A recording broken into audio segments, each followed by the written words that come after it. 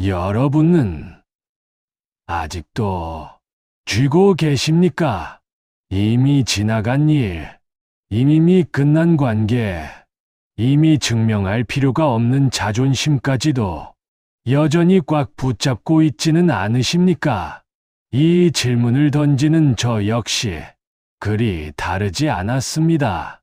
정약용이라는 이름으로 역사에 기록된 한 사람의 인생을 돌이켜보면 저 또한 평생을 쥐고 살았던 사람이었습니다. 명예를 쥐었고 학문을 쥐었고 옳다는 확신을 쥐었습니다.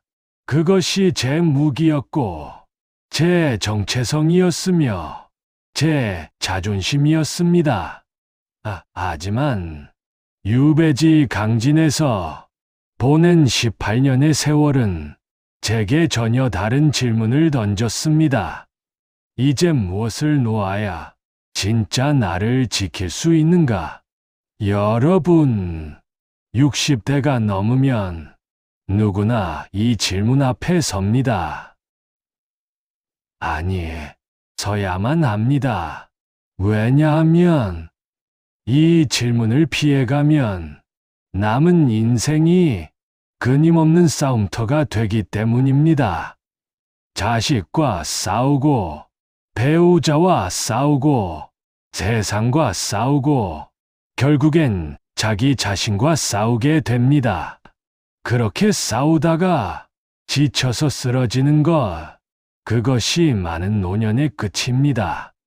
하지만 그것은 결코 품이 있는 끝이 아닙니다. 지금 이 순간 여러분의 손에 쥐어진 것들을 한번 돌아보십시오. 30년 전 직장에서의 지위, 20년 전 자식에게 했던 희생, 10년 전 이웃에게 보여준 체면, 어제 배우자에게 한 말 한마디까지 그 모든 것을 아직도 놓지 못하고 계시지는 않습니까?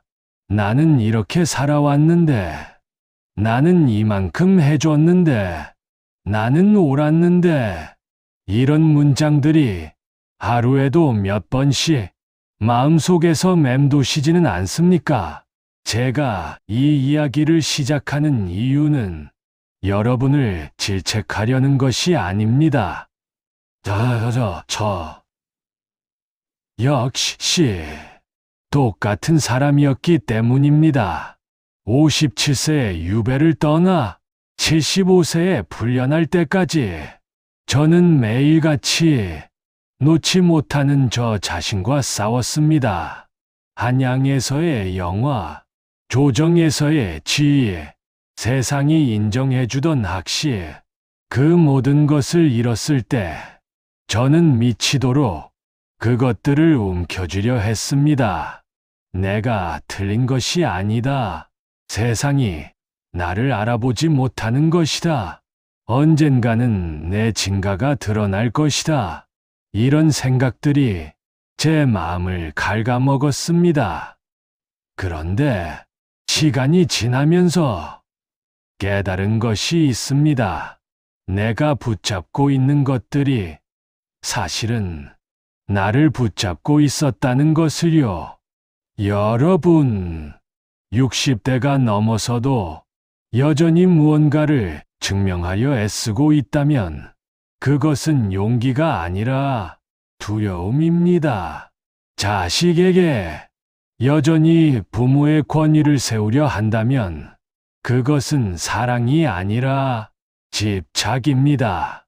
과거의 영광을 오늘의 대화에서도 꺼내든다면 그것은 자신감이 아니라 불안입니다. 이 모든 것이 저의 이야기였습니다. 그리고 지금 이 영상을 보고 계신 여러분의 이야기이기도 할 것입니다. 오늘 제가 드리고 싶은 말씀은 단 하나입니다. 이제는 내려놓을 줄 아는 마음이 인생을 지켜줍니다. 이것은 체념이 아닙니다. 포기도 아닙니다. 오히려 가장 지혜로운 전략이고 가장 용기 있는 선택이며 가장 품위 있는 노년을 만드는 유일한 길입니다. 지금부터 제가 유배지에서 배운 것, 인생의 후반부에서 깨달은 것, 그리고 지금 60대를 사시는 여러분께 꼭 전하고 싶은 것들을 차근차근 나누겠습니다. 한 글자 한 글자가 모두 제 피와 살에서 나온 진심입니다. 부디 끝까지 들어주십시오. 왜 인생의 후반에는 쥐는 힘이 아니라 놓는 힘이 필요한가? 젊은 시절 우리는 모두 사냥꾼이었습니다. 무언가를 움켜쥐어야 살아남는다고 배웠습니다. 학벌을 쥐고, 직장을 쥐고, 돈을 쥐고, 권력을 쥐고, 인맥을 쥐었습니다. 그것이 우리 세대가 살아온 방식이었습니다. 그리고 그 방식은 어느 정도 효과가 있었습니다. 쥐면 쥘수록 세상은 우리를 인정해줬고, 우리는 더 많은 것을 움켜쥘 수 있었습니다. 하지만 60대에 접어들면 이상한 일이 벌어집니다. 똑같은 방식으로 살려고 하는데 점점 더 힘들어집니다. 왜 그럴까요? 이유는 간단합니다. 인생의 전반부와 후반부는 완전히 다른 게임이기 때문입니다. 전반부는 쌓는 게임입니다. 없는 것을 만들고, 작은 것을 키우고, 낮은 곳에서 높은 곳으로 올라가는 상승의 시간입니다. 그때는 쥐는 힘이 필요합니다. 욕심도 필요하고, 경쟁심도 필요하며, 이를 악물고 버티는 근성도 필요합니다. 하지만 후반부는 지키는 게임입니다.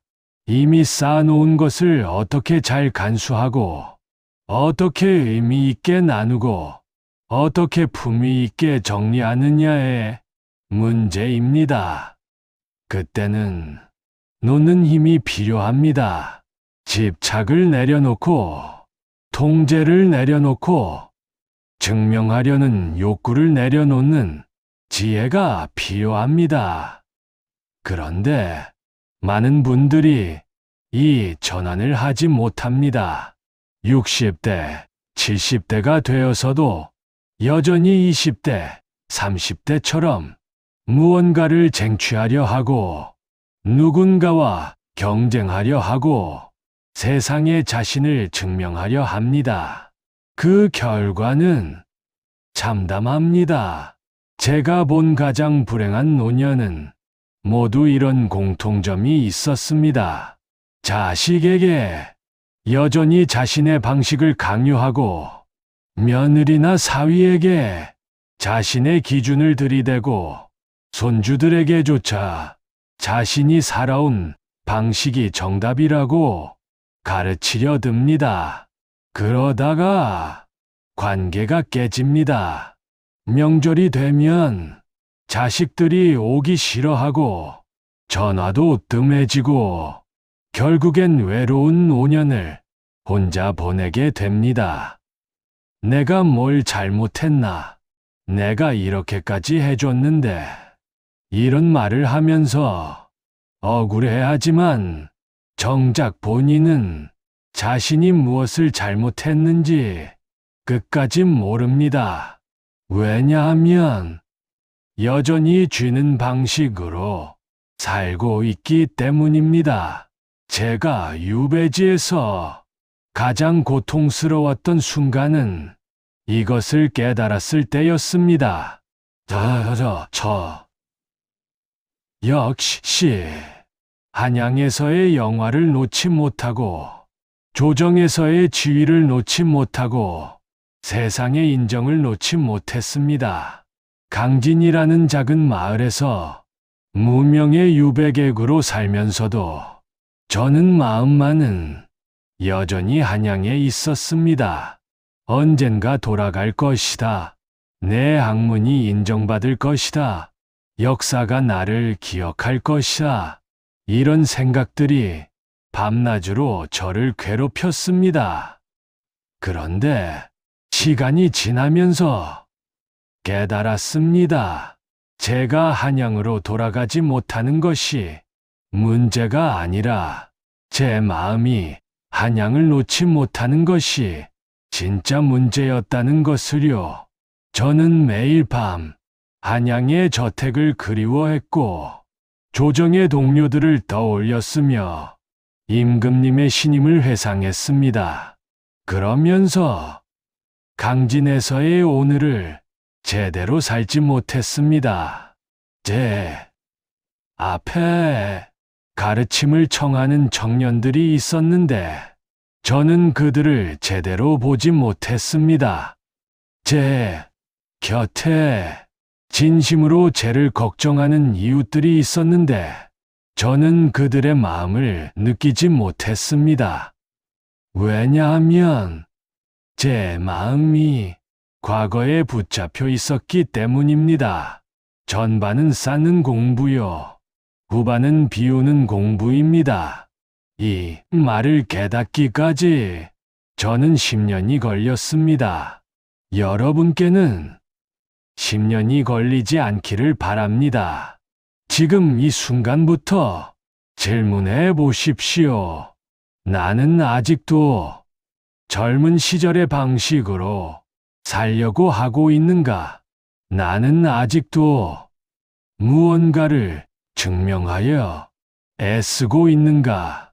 나는 아직도 누군가와 경쟁하고 있는가?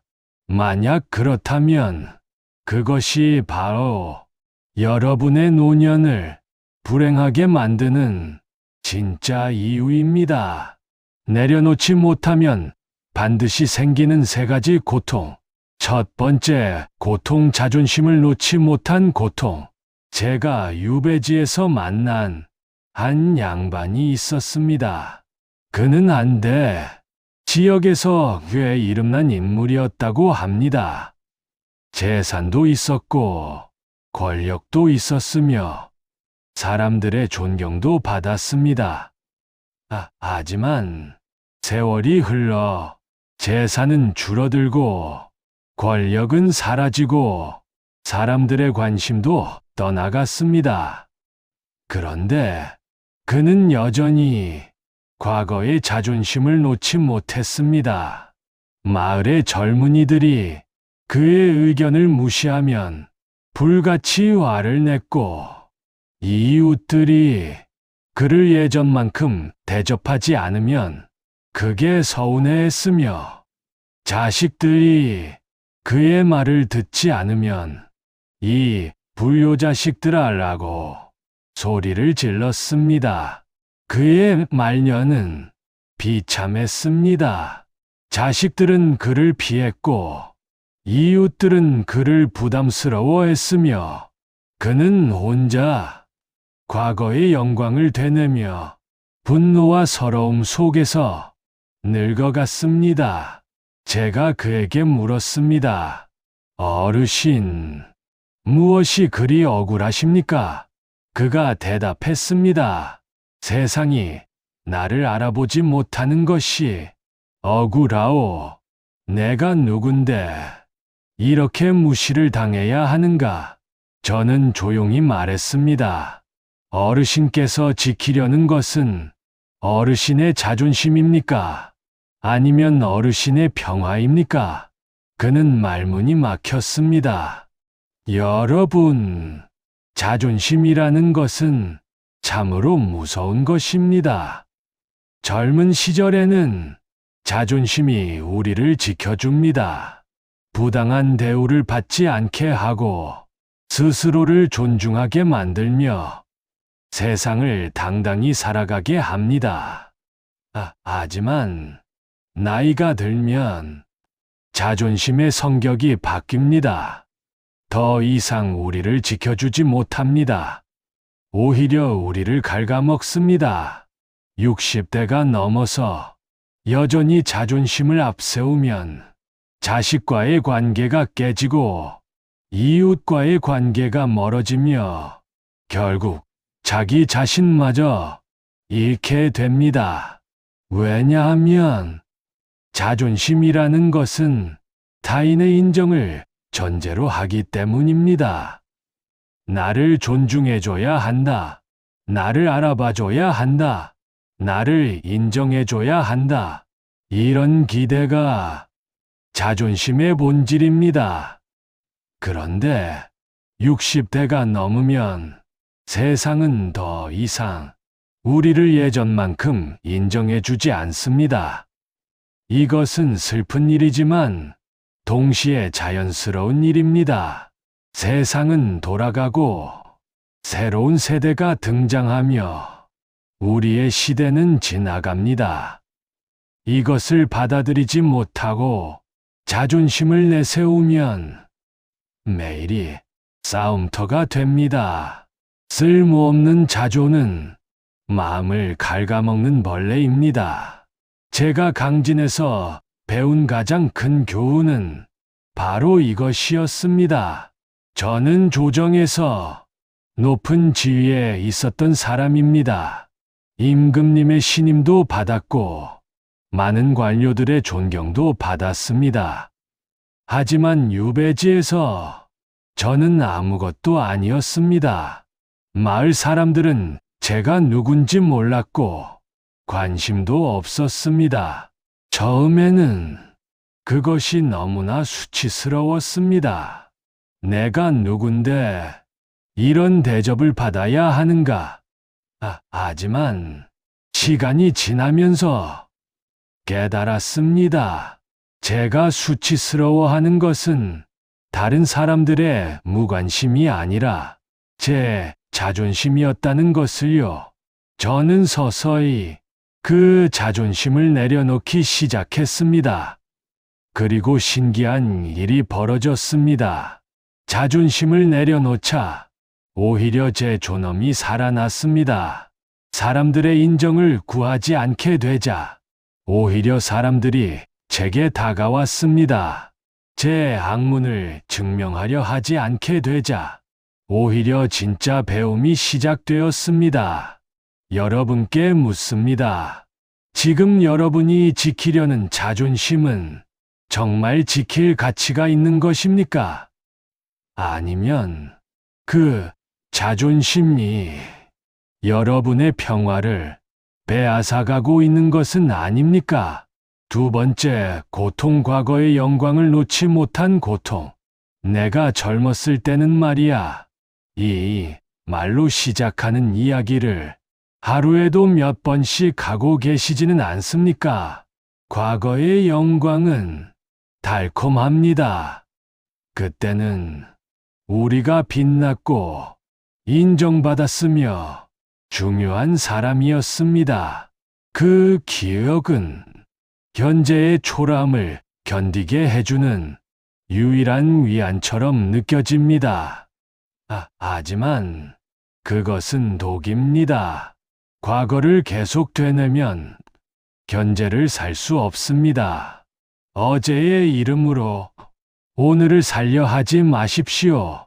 제가 유배 초기에 가장 많이 했던 말이 바로 이것이었습니다. 내가 조정에 있을 때는, 내가 임금님께 건의했을 때는, 내가 정책을 입안했을 때는 저는 끊임없이 과거를 끌어와서 현재를 설명하여 했습니다. 왜냐하면 과거의 영광만이 지금의 저를 설명해 줄 수 있는 유일한 근거처럼 느껴졌기 때문입니다. 하지만 그럴수록 제 현재는 더욱 초라해졌습니다. 함께 대화하는 사람들은 제 과거 이야기에 관심이 없었고 저는 점점 혼자만의 세계에 갇혀갔으며 결국 누구와도 진짜 대화를 나눌 수 없게 되었습니다. 어느 날 한 젊은 제자 조심스럽게 제게 말했습니다. 스승님의 과거는 정말 훌륭했을 것입니다. 하지만 저는 지금 여기 계신 스승님을 뵙고 싶습니다. 그 말이 제 가슴에 비수처럼 꽂혔습니다. 저는 그때 깨달았습니다.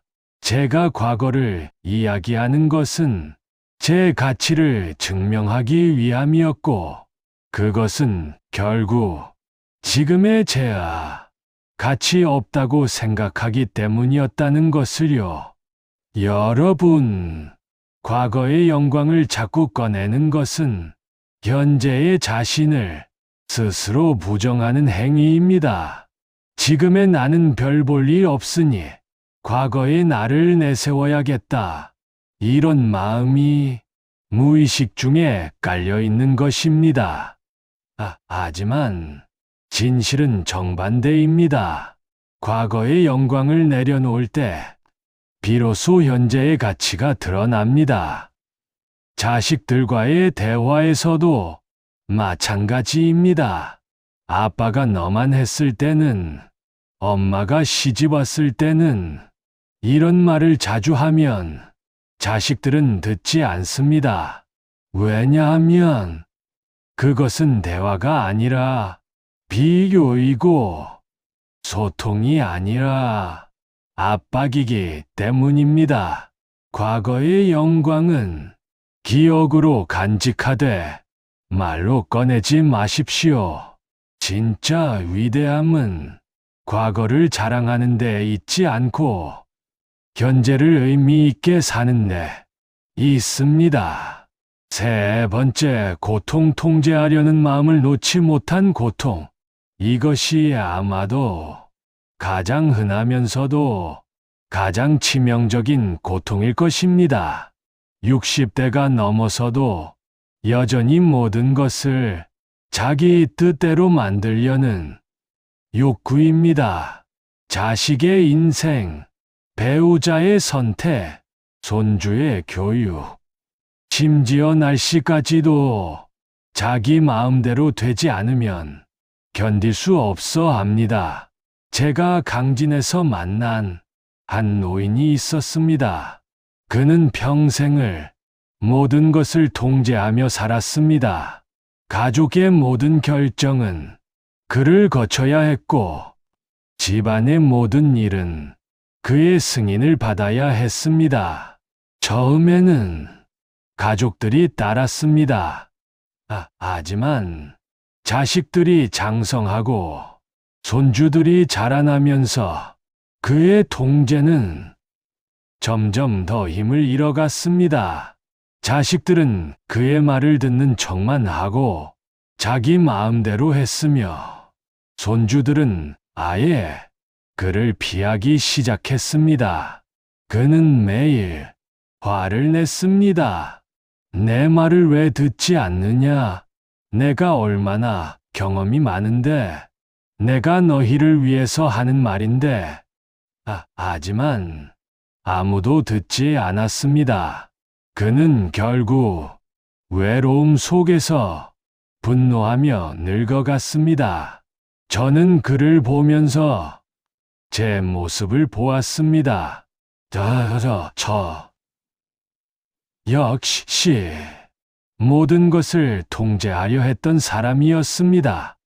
학문적으로, 정치적으로, 심지어 가정에서도 저는 제 방식이 옳다고 믿었고, 다른 사람들도 제 방식을 따라야 한다고 생각했습니다.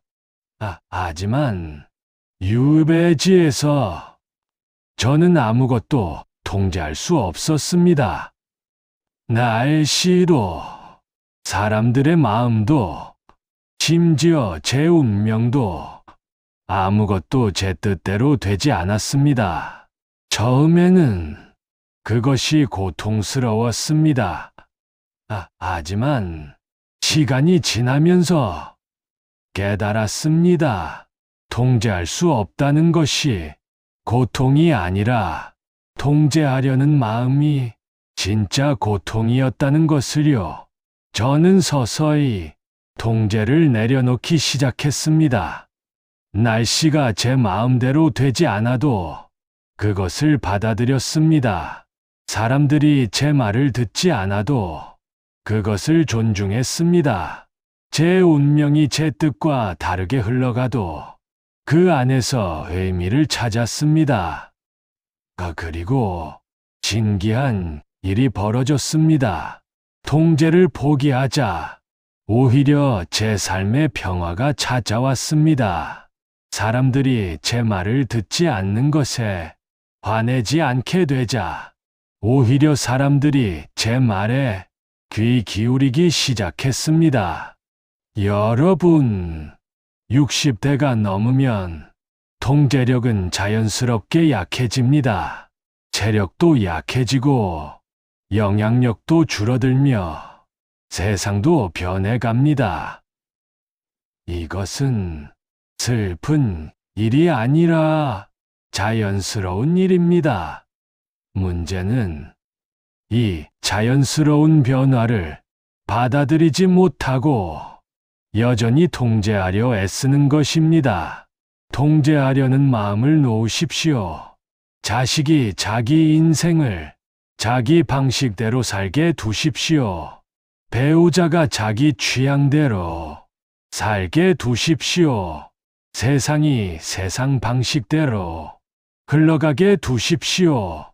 그때 비로소 여러분의 노년에 진짜 평화가 찾아옵니다.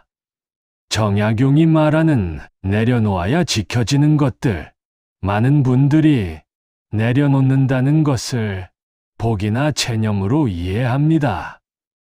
하지만 그것은 완전히 잘못된 이해입니다.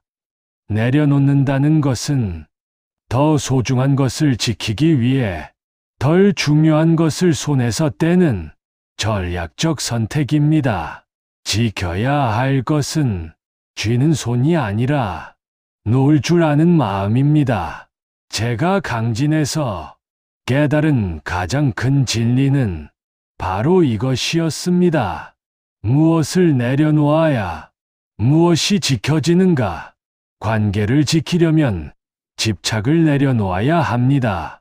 제가 한양에 있을 때 저는 많은 관계를 가지고 있었습니다. 동료 관료들, 학문적 동지들, 정치적 동료들. 하지만 유배를 떠나자 그 관계들은 대부분 끊어졌습니다. 처음에는 배신감을 느꼈습니다. 내가 그렇게 많은 것을 나눴는데, 내가 그렇게 도와줬는데, 어떻게 이럴 수 있는가? 하지만 시간이 지나면서 깨달았습니다. 그 관계들이 끊어진 것은 그들이 배신해서가 아니라 제가 그 관계들을 너무 꽉 쥐고 있었기 때문이었습니다. 저는 관계에 너무 많은 기대를 걸었고, 너무 많은 의미를 부여했으며, 너무 많은 것을 요구했습니다. 그래서 그 관계들은 제 무게를 견디지 못하고 끊어진 것입니다. 반면에 강진에서 만난 관계들은 달랐습니다. 저는 그들에게 아무것도 기대하지 않았고 아무것도 요구하지 않았으며 그저 있는 그대로 함께 있었습니다. 그런데 그 관계들은 오히려 더 깊어지고 더 오래 갔습니다. 여러분, 자식과의 관계도 마찬가지입니다. 자식에게 이렇게 살아야 한다. 저렇게 해서는 안 된다. 내 말을 들어야 한다. 이렇게 요구하면 관계는 끊어집니다. 하지만 자식을 있는 그대로 인정하고 그들의 선택을 존중하며 그들의 인생을 믿어주면 관계는 오히려 더 단단해집니다. 부부관계도 마찬가지입니다. 60대가 넘어서도 배우자에게 이렇게 해줘야 한다, 저렇게 하지 말아야 한다, 이런 요구를 계속하면 관계는 지쳐갑니다. 하지만 배우자를 있는 그대로 받아들이고 그들의 방식을 존중하며 그들의 공간을 인정해주면 관계는 오히려 더 편안해집니다. 싸워서 지키려는 관계는 결국 깨집니다. 물러서서 존중하는 관계만이 오래 갑니다. 건강을 지키려면 집념을 내려놓아야 합니다. 많은 분들이 60대가 넘어서도 여전히 집념으로 살아갑니다. 이것만은 반드시 해야 한다, 저것만은 꼭 이뤄야 한다. 하지만 마음이 먼저 늙으면 몸이 그 뒤를 따릅니다. 제가 강진에 처음 왔을 때 저는 병들어 있었습니다. 육체적인 병이 아니라 마음의 병이었습니다. 나는 억울하다. 나는 반드시 복권되어야 한다. 나의 학문은 인정받아야 한다. 이런 집념들이 제 마음을 갉아먹었고 그 마음의 병이 결국 제 몸을 망가뜨렸습니다. 두통에 시달렸고 소화가 되지 않았으며 잠을 이룰 수 없었습니다. 하지만 시간이 지나면서 집념을 내려놓기 시작하자 몸이 회복되기 시작했습니다. 두통이 사라졌고 밥맛이 돌아왔으며 깊은 잠을 잘 수 있게 되었습니다. 여러분, 60대의 건강은 영양제로 지키는 것이 아닙니다. 마음의 평화로 지키는 것입니다. 집념을 내려놓으십시오. 집착을 내려놓으십시오. 증명하려는 욕구를 내려놓으십시오. 그때 비로소 몸이 편안해집니다. 존엄을 지키려면 자존심을 내려놓아야 합니다. 이것이 가장 역설적이지만 가장 중요한 진리입니다. 자존심을 내세우면 존엄이 무너지고 자존심을 내려놓으면 존엄이 살아납니다. 제가 강진에서 가장 존경받는 노인을 한 분 만났습니다. 그는 평생 가난하게 살았습니다. 재산도 없고 지위도 없고 학식도 없었습니다. 하지만 마을 사람들은 그를 깊이 존경했습니다. 왜일까요? 그는 자존심이 없었기 때문입니다. 누가 무시해도 화내지 않았고 누가 모욕해도 반박하지 않았으며 누가 잘못대로 너그럽게 넘어갔습니다. 하지만 그의 존엄은 조금도 손상되지 않았습니다. 오히려 그의 너그러움이 더 큰 존경을 불러일으켰습니다. 저는 그를 보면서 깨달았습니다.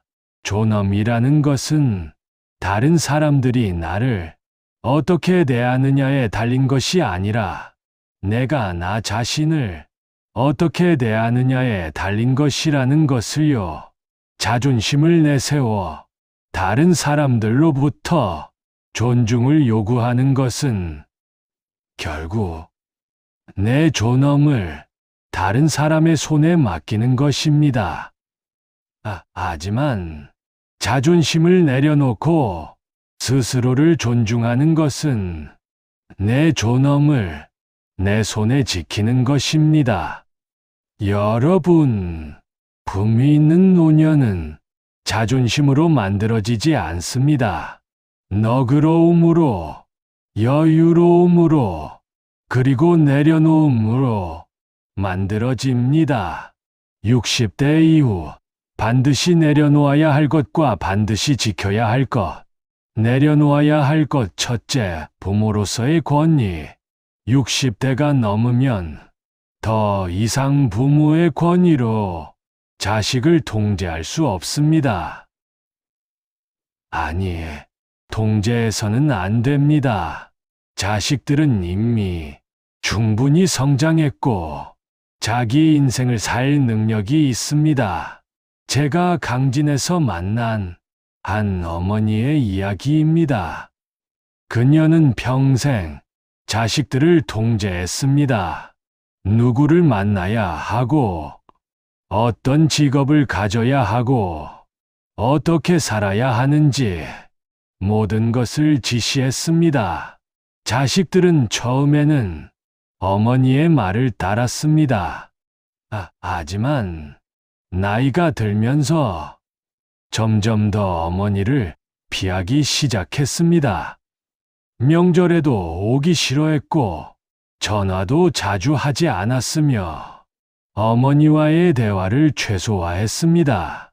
어머니는 나를 무시한다며 분노했지만 정작 이해하지 못했습니다. 자식들이 떠나간 것이 아니라 자신이 자식들을 밀어낸 것이라는 것을요. 부모의 권위를 내려놓으면 오히려 부모의 사랑이 제대로 전달됩니다.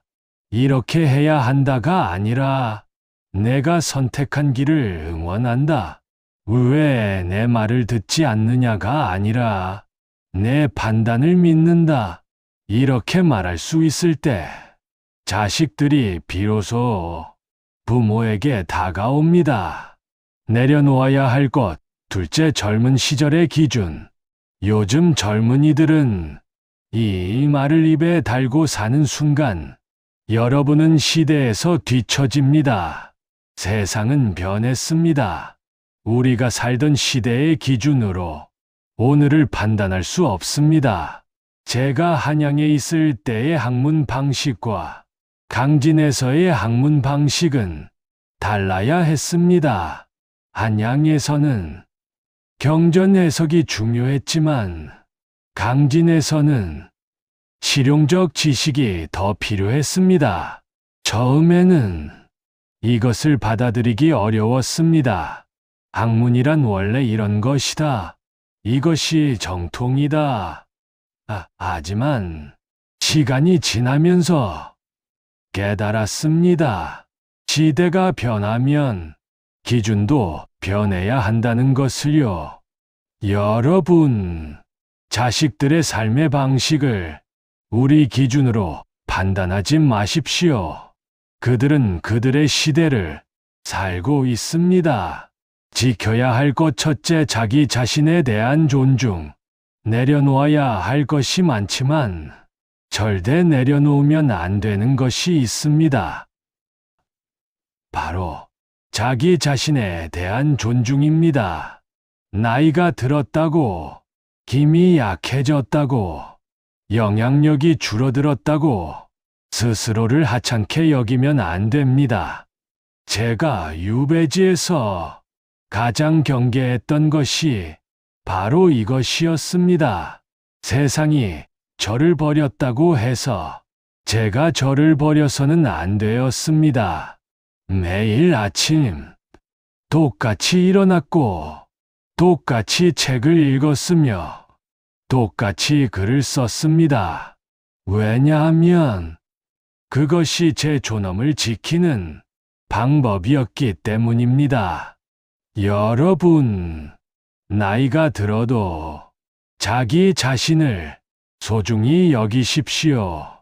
몸을 깨끗이 하고 옷을 단정히 입고 하루를 의미 있게 보내십시오. 그것이 나이 들어서도 인간으로서의 존엄을 지키는 방법입니다. 지켜야 할 것, 둘째, 배움의 자세.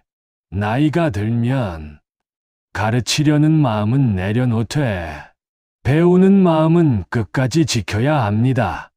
제가 강진에서 가장 큰 성장을 한 이유는 배움을 멈추지 않았기 때문입니다. 저는 마을 농부들에게서 농사를 배웠고 어부들에게서 물고기를 배웠으며 심지어 아이들에게서도 순수함을 배웠습니다. 나이가 들수록 배울 것은 더 많아집니다. 세상은 계속 변하고 새로운 것들이 계속 등장하며 우리가 모르는 것들이 너무나 많습니다. 나는 다 안다는 순간 성장이 멈춥니다. 나는 아직 모른다는 자세가 노년을 풍요롭게 만듭니다. 지켜야 할 것 삼 감사하는 마음. 마지막으로 절대 잃어서는 안 될 것은 감사하는 마음입니다. 불평하는 노년은 비참합니다. 하지만 감사하는 노년은 아름답습니다. 제가 강진에서 가장 많이 연습한 것이 바로 감사였습니다. 처음에는 감사할 것이 없어 보였습니다. 하지만 천천히 찾기 시작하자 감사할 것이 너무나 많았습니다. 해가 뜨는 것, 밥을 먹을 수 있는 것, 책을 읽을 수 있는 것, 대화할 사람이 있는 것, 모든 것이 감사였습니다. 여러분, 60대가 넘으면 많은 것을 잃습니다. 하지만 아직 많은 것이 남아 있습니다. 그 남은 것에 감사하십시오. 감사하는 마음이 노년을 견디게 하고 삶을 의미 있게 만듭니다. 내려놓는 연습은 이렇게 시작하라. 이론은 이제 충분합니다. 실천이 필요합니다. 어떻게 내려놓을 수 있을까요? 하루 한 가지 기대를 내려놓기. 오늘부터 하루에 하나씩 기대를 내려놓는 연습을 하십시오. 자식이 전화해 주기를 기대한다. 전화가 오면 감사하고 안 와도 괜찮다. 배우자가 내 마음을 알아주기를 기대한다. 말로 표현하고 이해받지 못해도 괜찮다. 이웃이 나를 존중해 주기를 기대한다. 존중받으면 감사하고 아니어도 괜찮다.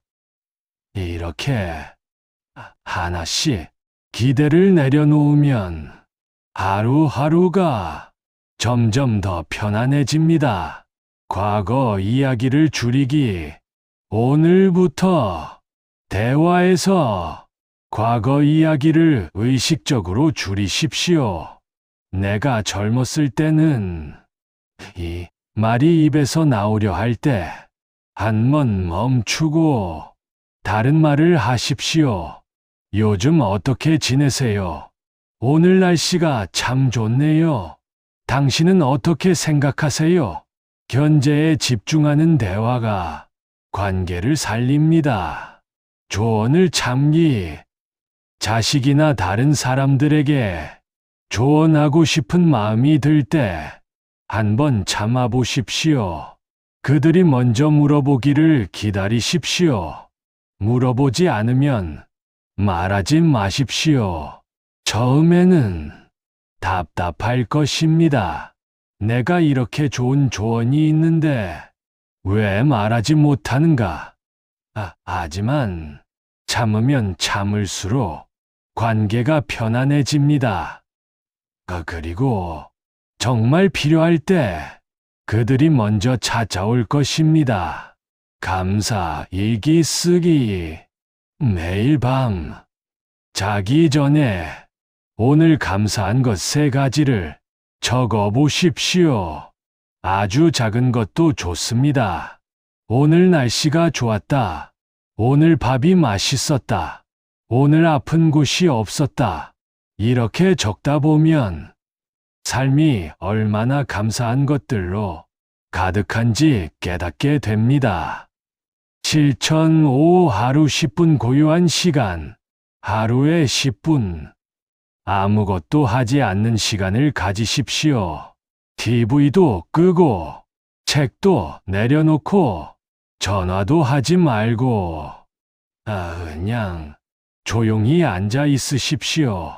처음에는 어색하고 불편할 것입니다. 하지만 계속하다 보면 그 10분이 하루 중 가장 평화로운 시간이 됩니다. 그 시간에 내려놓는 연습을 하십시오. 오늘 하루 쥐고 있던 것들을 하나씩 놓아보십시오. 이제 제 이야기를 마칩니다. 여러분께 드린 말씀이 조금이나마 도움이 되었기를 바라며 구독, 좋아요를 부탁드립니다. 저는 정약용이라는 이름으로 500권이 넘는 책을 썼습니다.